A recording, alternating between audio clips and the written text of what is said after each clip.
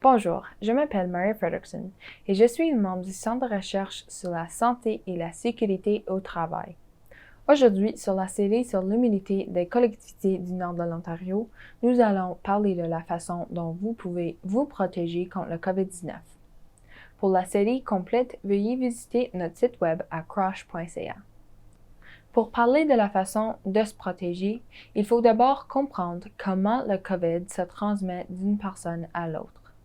Le COVID-19 est une maladie respiratoire et donc, lorsque vous tombez malade et vous développez des symptômes de la maladie, votre corps produit activement de nouvelles particules virales qui sont expulsées par votre nez et votre bouche, et lorsque vous parlez, toussez ou éternuez, même lorsque vous respirez, vous produisez des particules virales, et une autre personne qui rencontre ces particules virales peut alors tomber malade.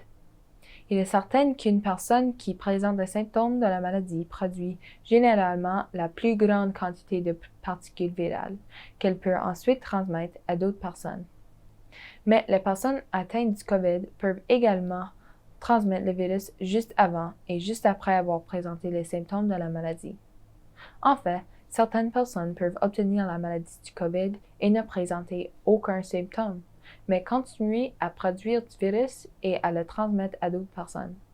Ainsi, en ce sens, même si les personnes qui sont malades et asymptomatiques, nous savons qu'elles sont infectieuses et il faut donc être très prudent. L'autre chose que vous devez savoir est que la particule virale est principalement transmise par l'air. Je l'expire parfois. Vous pouvez imaginer que si j'éternue beaucoup de gouttelettes d'eau, certaines de ces gouttelettes d'eau peuvent tomber à la surface et je pourrais toucher ces gouttelettes et contracter la maladie de cette façon. Mais selon la recherche, c'est surtout dans l'air que les gens contractent la maladie. De très petits gouttelettes ou particules virales flottent dans l'air et une autre personne peut respirer et devenir infectée. Il y a une autre pièce d'information que j'aimerais que vous preniez en compte. Ces trois situations sont considérées comme un risque élevé.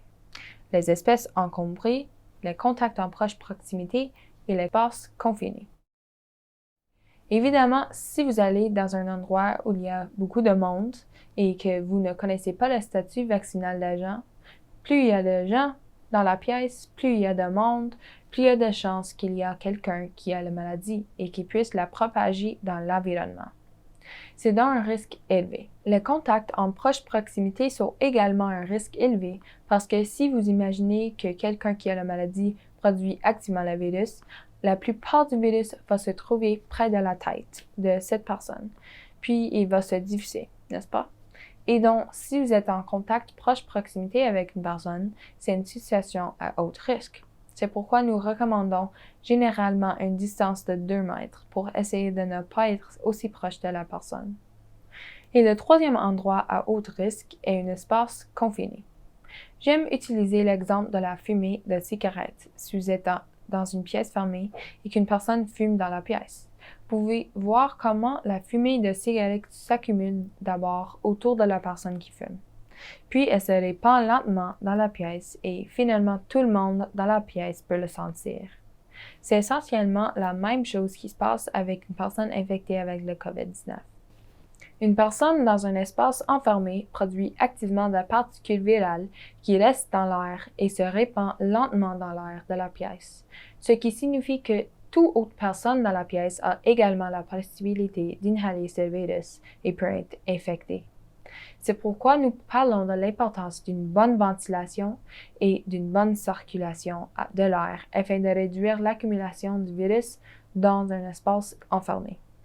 Ce sont donc 3 endroits à risque. Et bien sûr, vous pouvez voir maintenant que ce sont des endroits classiques que vous allez rencontrer au travail, à l'école, lorsque vous socialisez, aller au restaurant ou faire de l'exercice. Ce sont donc des scénarios assez courants.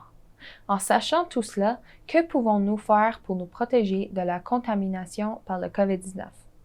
Eh bien, la toute première chose que vous pouvez faire est de vous faire vacciner. Tous les vaccins approuvés au Canada maintenant sont très efficaces pour réduire le taux de transmission du COVID-19 d'une personne à l'autre. mais aussi pour réduire la gravité de la maladie qu'une personne peut contracter. La vaccination peut vous empêcher d'attraper le virus, mais même si vous l'attrapez, la période pendant laquelle vous êtes réellement infectieux est beaucoup plus courte et le risque de transmettre la maladie à quelqu'un d'autre est donc beaucoup plus faible. La vaccination est donc la meilleure méthode pour se protéger du COVID. La deuxième chose que vous pouvez faire est de vous faire tester. Si vous vous sentez malade et si vous avez les symptômes du COVID, vous devez immédiatement vous isoler et arrêter d'interagir avec d'autres personnes. Faites-vous tester et attendez le résultat de votre test avant d'interagir à nouveau avec d'autres personnes. Si le résultat du test est positif, vous devez continuer à vous isoler et à vous mettre en quarantaine, encore pour réduire la transmission à d'autres personnes. La troisième chose que nous pouvons faire est d'adopter des mesures de protection personnelle. L'exemple le plus courant est le masque facial. Et dans ce sens, le masque est notre dernière ligne de défense. S'il y a une personne dans votre environnement qui produit activement du COVID et qui expire le virus sur vous, c'est le masque qui protège vos voies respiratoires et vous empêche d'inhaler le virus. En particulier, dans une situation de contact étroit ou à haut risque, vous pouvez également porter des lunettes ou un écran facial qui vous protège principalement des gouttelettes qui peuvent entrer en contact avec votre visage. Mais dans le même ordre d'idée, nous devrions probablement penser à nouveau aux 3 situations à haut risque et à nos décisions concernant l'équipement de protection individuelle que nous pourrions vouloir utiliser. Alors, sommes-nous dans un espace encombré? On va nous rappeler qu'un espace encombré présente un risque plus élevé. Sommes-nous en contact étroit? De sorte que nous pourrions vouloir augmenter notre niveau de protection personnelle si nous sommes constamment en contact étroit. Et puis, bien sûr, sommes-nous dans un espace confiné? Idéalement, pouvons-nous éviter l'espace confiné? Si nous ne pouvons pas l'éviter, pouvons-nous améliorer la ventilation de l'espace confiné? Pouvons-nous réduire le temps total que nous allons passer dans cet espace? Et pouvons-nous éventuellement mettre en place des filtres pour filtrer l'air, comme si nous portions un masque pour cet espace? C'est tout pour savoir comment se protéger contre le COVID-19.